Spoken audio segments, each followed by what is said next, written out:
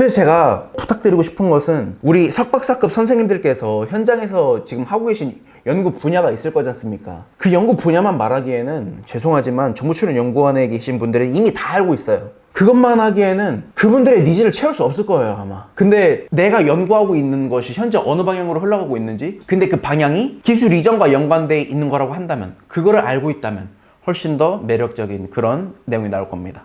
안녕하세요, 커리피커 케빈입니다. 취업 준비 잘하고 계십니까? 여러분들 이번에 2026년 7월 공동채용 떴죠? 이번에도 여러분들 지원하셔야 되니까 이렇게 영상 준비했고요. 지원하시는 과정에서 여러분들이 실질적으로 느낄 수 있을 만한 게 뭐가 있을까, 그리고 도움될 만한 게 뭐가 있을까, 그리고 꼭 알아야 되는 그런 부분들 위주로 오늘 같이 알아보도록 하겠습니다.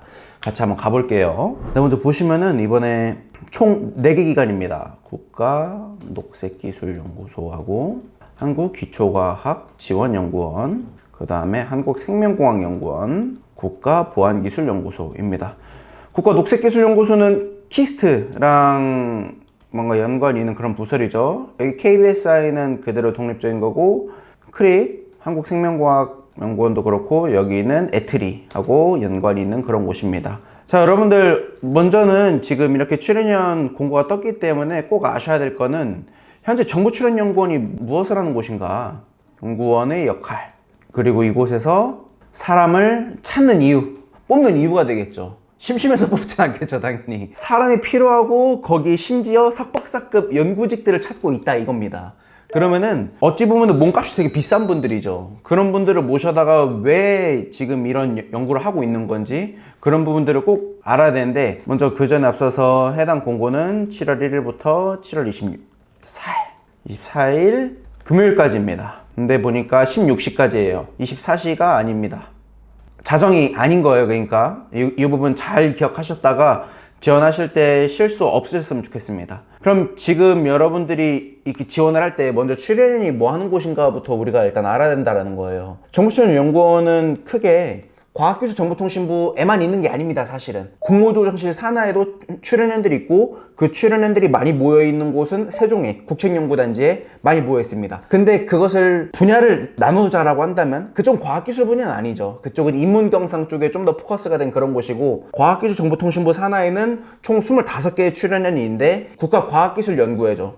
국가과학기술연구회도 본원이 마침 세종에 있네요. 국책연구단지 안에. 거기서 소관하는 출연연은 23개입니다. 2개가 나온 거죠. 한국항공우주연구원과 한국천문연구원이 나온 겁니다. NST 산하에서 나온 거지 과기부에 있는 출연연에서 나온 건 아니죠. 그래서 그렇게 25개 정보출연연구원, 특히 그 상위 기관을 보니까 과학기술정보통신부라고 하는 곳인데, 그럼 그곳에서 현재 요구하는 능력이 있을 거고 성과가 있을 겁니다. 그래서 여기 먼저 출연연이 하는 역할에 대해서 보면은 뭐니 해도 연구를 해서, 그 연구는 근데 누구 돈으로 합니까? 국민의 세금으로 하겠죠. 국민의 세금으로 해서 만들어진 것이 특허가 있을 테고요, 논문이 있을 테고, 기술 이전이라는 것을 하게 되겠죠.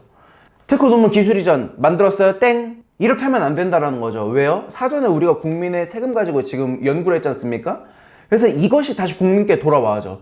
근데 국민께 돌아오기 위해서 지금 여러분들이 특허, 논문, 기술 이전 3가지를 봤을 때 가장 국민께 다가가기가 좋아 보인다, 또는 바로 실질적으로 갈 수 있다, 혹시 어떤 것 같습니까? 여기서 기술 이전이 가장 포인트가 저는 높다라고 봅니다. 자, 그럼 기술 이전이라고 하는 것은 뭔가요, 여러분들? 기술과 기술 사업화, 이렇게 각각 같이 보셔야 됩니다. 기술 이전은 기술을 이전하는 건데, 근데 그 이전하는 과정에서 그냥 쉽게 말하면 특허라고 할게요. 특허권을 주고 사고 파는 것에서 끝나는 것이 아닙니다. 특허권을 주고 받고 사고 팔고 하는 것에서 끝나는 것이 아닙니다. 그럼 이게 뭐냐? 그것만의 매뉴얼이 또 필요하겠죠? 매뉴얼이 뭔지는 우리가 차차 한번 알아가 볼게요. 매뉴얼 또는 뭐 USB 형태가 될 수도 있고 설명서가 될 수도 있고요. 무슨 말이냐? 지금 우리 연구 현장에 계신, 즉 출연연에 계신 석박사급 우리 선생님들께서 그들만의 전공 지식, 그들만의 연구 분야로 열심히 연구를 했단 말입니다. 근데 그게 저 같은 민간인들에게, 또는 이 영상을 보고 있는 지금 여러분 같은 그런 아직 조직에 속해 있지 않은, 또는 조직에 속해 있다면 앞으로 그 조직에 가고 싶은, 뭐가 됐던 간에 우리 같은 아직 뭔가 그 분야에 대해서 잘 몰라, 근데 사업은 하고 싶어, 근데 그 기술로 하면 내가 할 수 있을 것 같아, 근데 우리는 그거에 대한 지식이 없단 말이에요. 전무하다 이겁니다. 그러면 그쪽 분야 전공하시고 심지어 박사 학위까지 받으신 그런 분들께서 우리한테 그 정보를 제공을 해주셔야 될 거 아니에요. 근데 그거를 그냥 전문 지식 쓰면서 너 이거 알아서 하세요 이렇게 하면 우리가 할 수 있냐고. 그거를 할 수 없잖아요. 그래서 이거를 우리가 알 수 있게 쉽게 풀어내줄 수 있는 것까지 다 포함이 돼야 되는 겁니다. 기술 이전 안에는. 그래서 향후에 정보출연연구원을 꿈꾸는 그런 분들이 계시다라고 한다면 기술 이전을 말할 때 있어서 특허권을 주고 사거나 뭐 그런 거는 그냥 기본 베이스고요. 그런 특허가 포함되어 있는 그 기술이 어떤 의미를 갖고 있는지, 그리고 이런 것들을 상용화하는, 즉 사업하는 그런 과정에서 저 같은 민간인이 이거를 쉽게 써야 될 거지 않습니까? 쉽게 써야 되니까 그거에 맞는 매뉴얼을 만들으셔야 된단 말이에요. 그거에 대해 설명서가 필요하다는 겁니다. 그러면 그거를 잘 쓸 수 있게 그런 것까지 만들 수 있는 역할.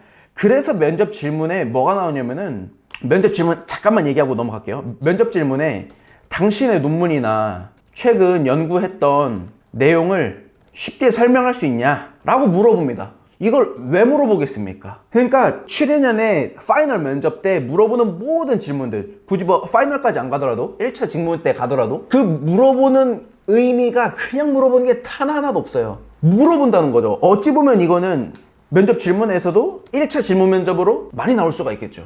왜냐면 전공에 대해서 물어보는 게 1차 직무 면접이고 거기다 PT로 진행을 하니까요. 그리고 그 안에는 선생님이 과거에 하셨던 논문에 대해서도 적으라는 내용이 있을 겁니다. 그럼 그 내용을 내가 적었다라고 할 때 물어본다는 거죠. 당신의 논문 또는 최근 연구했던 그런 사례에 대해서 쉽게 설명할 수 있냐? 쉽게 설명할 수 없어요? 죄송하다는 거죠. 왜냐면은 여기 보시면은 정보출연연구원의 존재 이유에서 연구를 하고, 근데 그 연구는 국민의 세금으로 하고요. 근데 그런 국민의 세금으로 한 것 중에 대표적인 성과가 특허가 있고 논문이 있고 기술 이전이 있는 거죠. 그럼 여기서 다시 우리가 이 국민의 세금으로 다시 돌려주기 위해서는 가장 현실적으로 가능한 게 기술 이전. 근데 그런 기술 이전은 특허권을 주거나 받거나 사거나 팔고 해서 끝나는 것이 아니고 그거에 맞는 매뉴얼이나 설명서가 같이 들어가줘야 된다. 즉 면접 질문 때 쉽게 설명할 수 있어야 된다 이거예요. 지금 기술 이전, 그리고 이걸 가지고 기술 사업화, 이건 거죠.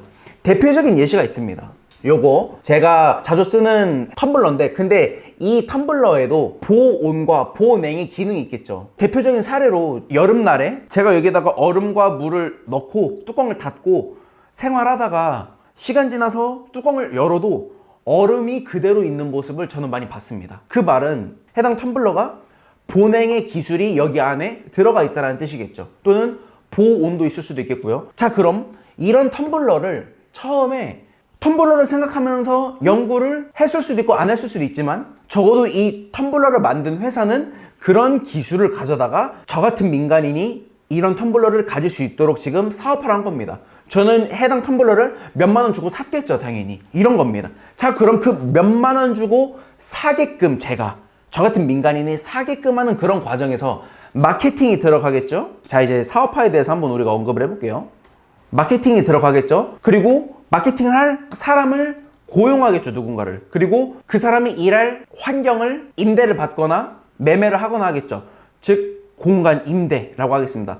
근데 이분이 밥도 안 먹고 이래요? 아니죠. 주변에 상권 가서 밥을 먹겠죠.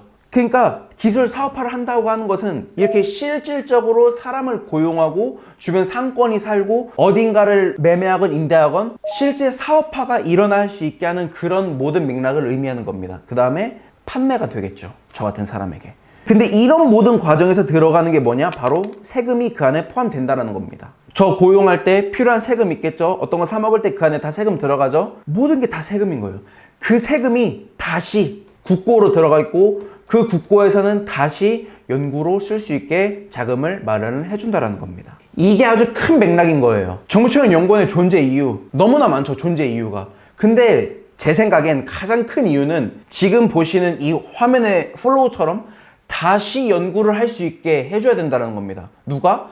출연연에 계신 현재 지금 현장에서 하고 계신 우리 선생님들께서, 그리고 그런 선생님을 꿈꾸는 분들이라고 하신다면 이거를 고민한 상태로 가셔야 된다는 거예요. 출연연 안에서도 이런 부분이 고민이 많겠죠. 내가 하고 있는 연구를 가지고 궁극적으로 사업화까지 이끌어내야 이게 다시 세금으로 가고 그게 다시 연구 자금으로 들어올 수 있다는 거를 현장에 계신 분들이 알고 있고 이런 플로우를 알고 있는 신입이 오길 바라겠죠.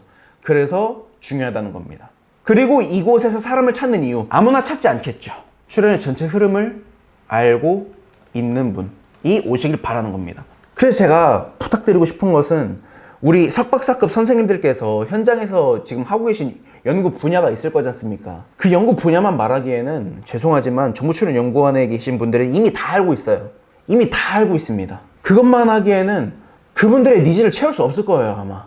근데 내가 연구하고 있는 것이 현재 어느 방향으로 흘러가고 있는지, 근데 그 방향이 기술 이전과 연관되어 있는 거라고 한다면, 그거를 알고 있다면 훨씬 더 매력적인 그런 내용이 나올 겁니다. 그 다음에 해당 이런 부분에 있어서 공고가 있을 건데, 공고는 제가 여기서 다 설명드리기에는 너무나 내용이 많을 거니까 하단에 남겨드리겠습니다. 그걸 보시고 한번 나한테 맞는 것이 무엇인지 확인해 보시면 좋을 것 같아요.